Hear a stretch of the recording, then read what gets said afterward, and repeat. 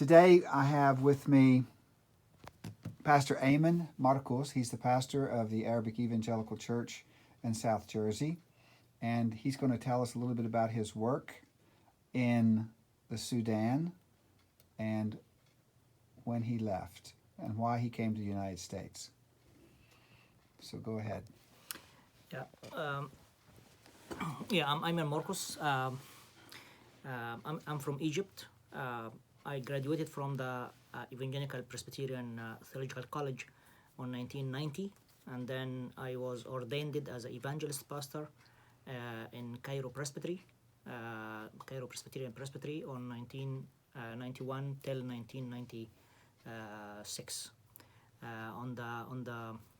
On the middle of 96, I received the invitation letter from the Presbyterian Church in Khartoum to be a pastor of the church. That's the Khartoum is the capital of Sudan, right? Yes. Okay. And then I accepted the invitation, and I took my family. I took my family at the time, and I left Egypt to Sudan. And for 5 years and a half, I was a full-time pastor at the church. And then I found a scholarship at the Jordanian Evangelical Theological Seminary Jets. in Jets in Right. 2002. So I went to Jordan for 2 years to study a master degree. After I finished, I returned back to Sudan again. But I didn't return it to the church. I returned it to the Nile Theological College to be a full-time teacher there. And so from 2004, I was a full-time theological teacher. But during my second time in Sudan, after I got the master degree, I was working as a teacher at the theological college, and then I was responsible of the prison ministry and the sports ministry in Sudan. Okay. I was served in four prisons. The biggest one is called Soba prison, and the other one Kubar and women prison and underage prison. Wow.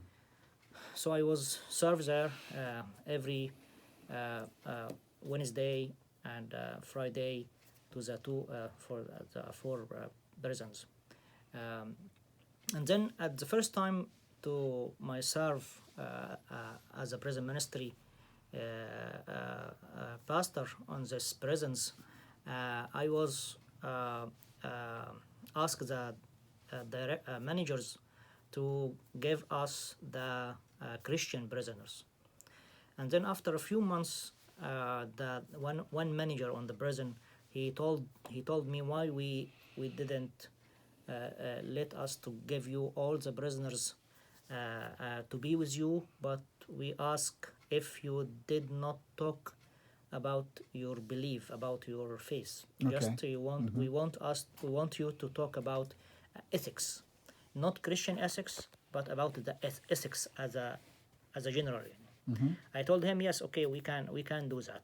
And the manager, he said, yeah, we need you to help us and to help the prisoners to be a good people in future after they left the prison. I told him, yes, it's a good idea, and I am happy to help on this in this vision.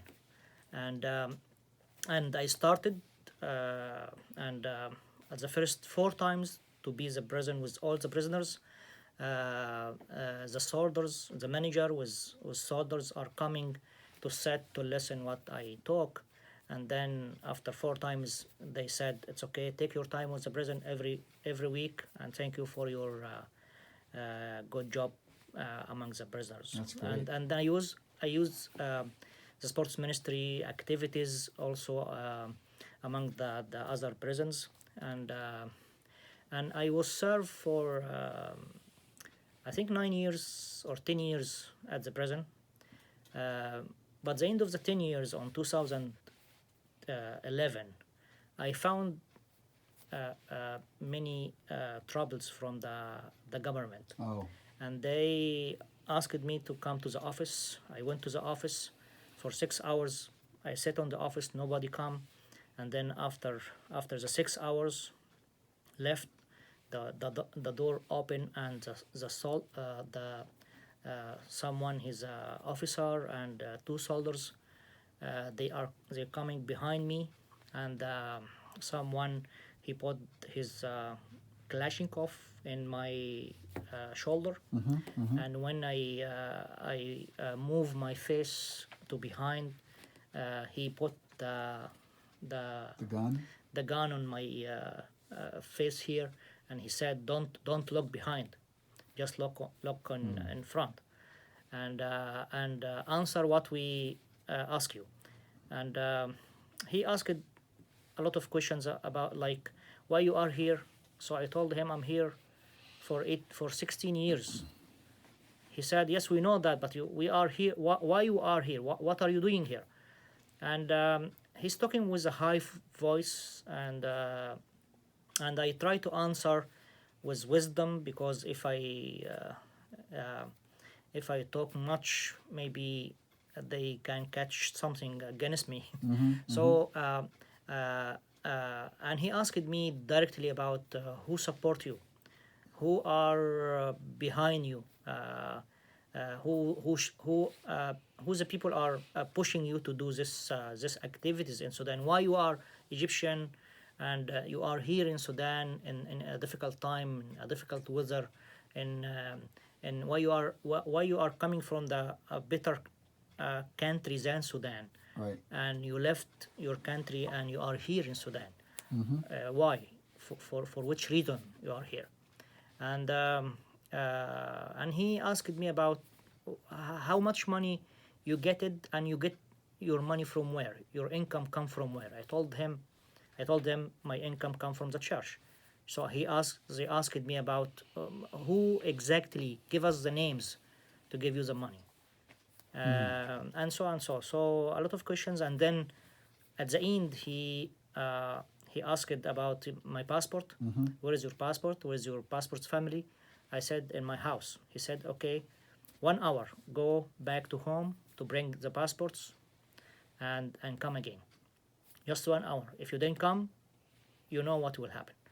So I went to my house, and I get my passport and my family's passport, and back to the office, and I give it to them. So he said, be an out, wait. I wait and out like 15 minutes, and then he come. He said, take your passport, 72 hours you have to leave the country. Oh, wow. And before you leave, we have to know about your where is your laptop? Do you have laptop? I said yes. He said, is anyone from your family has a laptop? I told no, just me. So he said, okay, do you have a bank account? Do you have mobiles? I said yes. So he said, we are coming tomorrow, prepare everything, and we can come tomorrow to see it, just see it. And next day they didn't come to see it. They came to take all what I have, mobiles, laptops, and bank account. They took everything. They take everything. Yeah, till now I didn't I didn't get it. And they said we will check it and return it back to you. But when I left the Sudan without anything. So yeah, and I left Sudan. I went to Ethiopia for 1.5 years, and then concerning the residence visa, I returned back to Sudan, to Egypt. And on the airport in Egypt, the Egyptian security in the airport, they asked me to come to the office, and he asked my family to be out. And then he told me, we have a security file from Sudan, and we know what you did in Sudan. We have to inform you that take care if you even try to think to do what you did in Sudan. We will put you behind the sun. And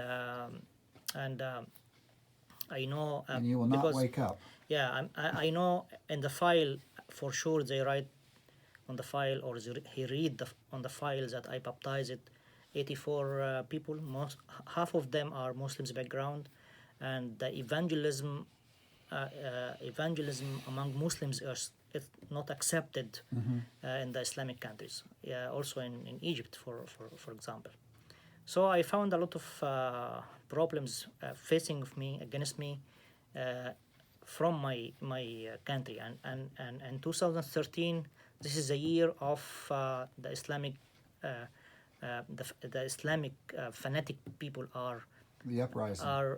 they are burned 84 or 86 churches in Egypt, and around 28 churches in my home country burned.